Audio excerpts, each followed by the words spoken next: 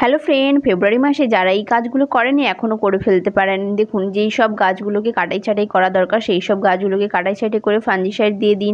যেই গাছে রিপোর্টিং করা দরকার সেই এই মুহূর্তে কিন্তু রিপোর্টিং করে নিতে পারেন। আবার আমি দেখুন এইভাবে রিপোর্টিং করার তো দরকার ছিল না, আমি মাটি বের করে এইভাবে রেখে দিয়েছি একদিনের জন্য রোদে।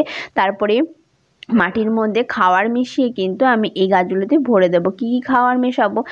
গোবর সার, সর্ষের খোল, নিম খোল, বাদাম খোল, এগুলোকে এক মুঠো পরিমাণ একটা একটা টবের জন্য বলে দিলাম, দিয়ে মিশিয়ে ভালো করে নতুন মাটি রেডি করে কিন্তু এই গাছের গোড়াতে দিয়ে দিতে পারেন। আর স্প্রিং টাইম বোগেনভিলিয়া ছাড়া তো আপনাদের বাগান অসম্পূর্ণ। আমার বাগানেও খুব সুন্দরভাবে বোগেনভিলিয়া ফুটতে শুরু করেছে। আর কী খাওয়ার দিয়েছিলাম অবশ্যই আপনাদের সঙ্গে আগে ভিডিও শেয়ার করেছি, অবশ্যই চাইলে দেখে নিতে পারেন। আর এইদিকে দেখুন শীতের শেষে পেপার ফ্লাওয়ারগুলো বেশ শুকিয়ে শুকিয়ে এসছে, কিন্তু কিছু কিছু ফুটছেও। দেখা যাক যতদিন রাখতে পারি। আর এইদিকে দেখুন সুন্দর আবার একটা গোলাপ ফুটেছে। আজকে তবে আসি, বাই ফ্রেন্ড।